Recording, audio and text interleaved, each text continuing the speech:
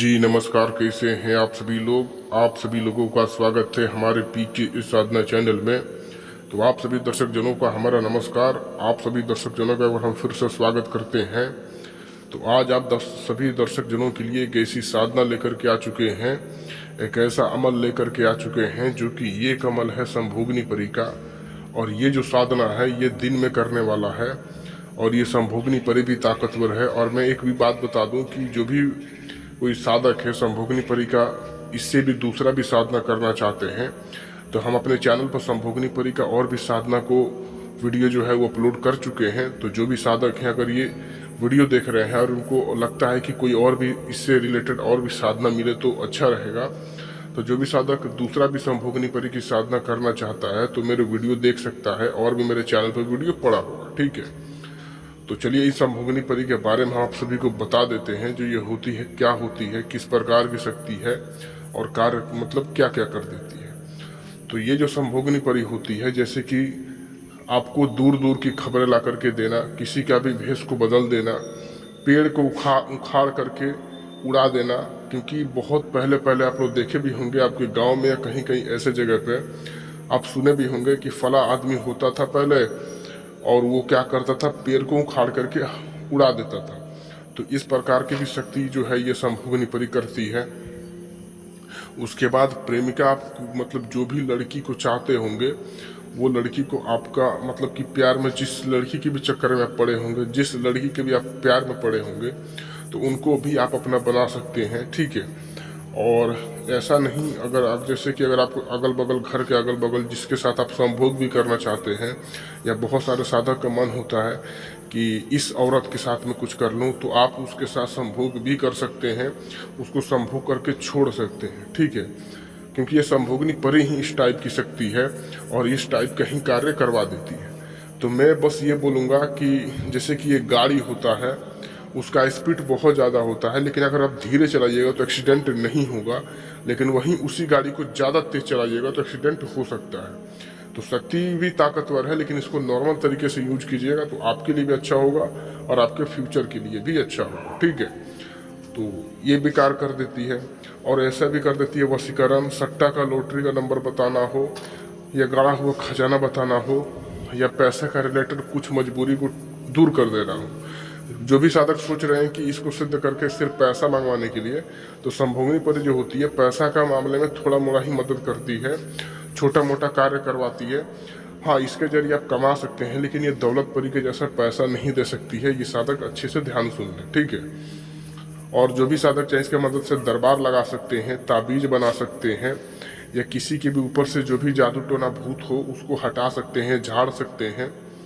और ये जो होती है अपने साधक के साथ, जैसे कि हफ्ता में 3 बार ये संभोग वासना करती है, उसके बाद नहीं करती। यानी कि हर हफ्ता में आपको 3 बार संभोग करेगी और 4 दिन नहीं करेगी। टाइम आप लोग फिक्स कीजिएगा। जब इसको वचनबंध लीजिएगा तो आपसे पूछेगी कि किस टाइम पे आपको मतलब कि कार्य करवाना है, मतलब किस टाइम पे मैं आपके साथ संभोग मतलब करूंगी, वो भी ये टाइम आप लोग को उसी वक्त वचनबंध के साथ ही आपको करा देना है। ठीक है, तो चलिए अब इसका साधना हम बता देते हैं कि साधक इसका साधना किस प्रकार से करेगा।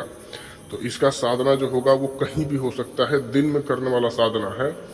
बस कोई आदमी आपको देखे ना, और इस साधना को करते समय में आपको जलाली व जमाली दोनों का परहेज करना है। जलाली व जमाली क्या होता है वो साधक को हम थोड़ा सा बात बता देते हैं।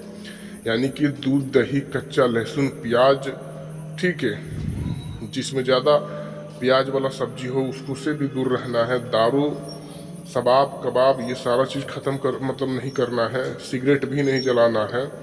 ठीक है, गुटखा वगैरह सब चीज़ से परहेज।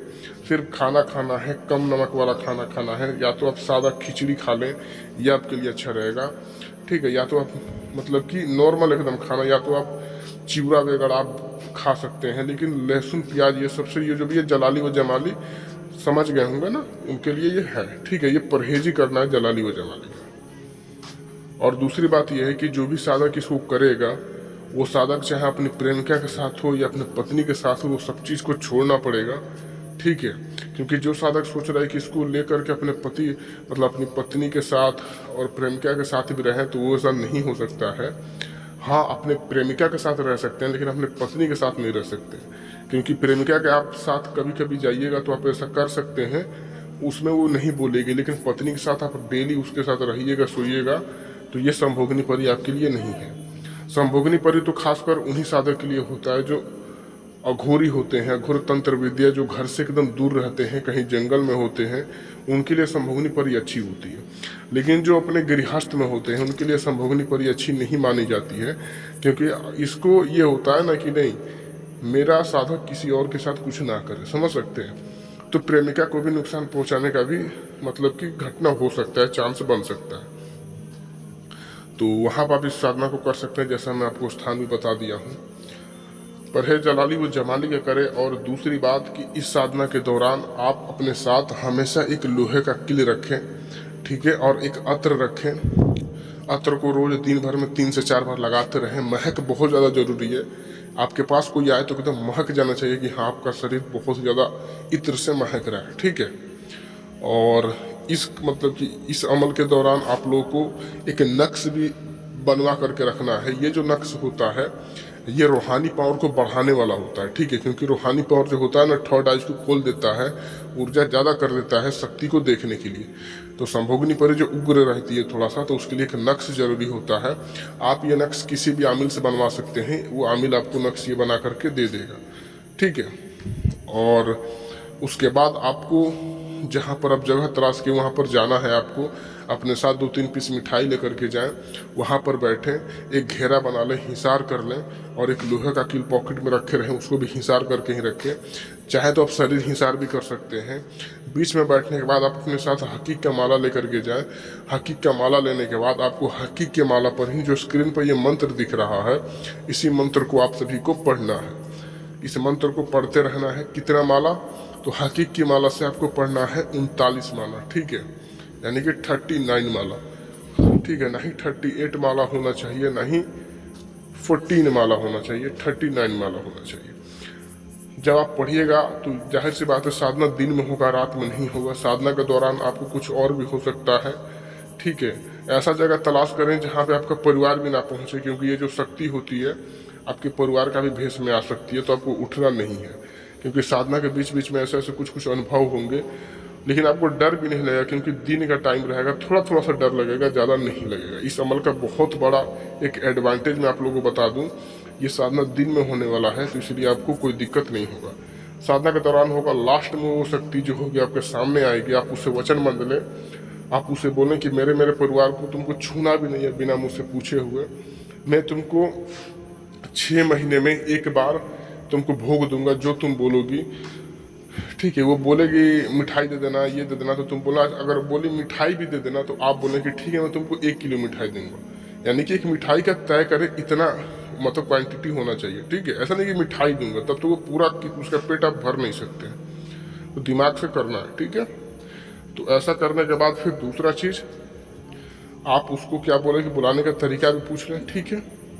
और उसके बाद आप उससे कह दें कि मैं हफ्ता दिन में इस टाइम पे तुम्हारे साथ संभोग कर सकता हूँ, क्योंकि 3 टाइम तो आपको अनिवार्य ही करना है, ठीक है। उसके बाद ये सारा चीज़ करने के बाद आपसे सिद्ध हो जाएगी।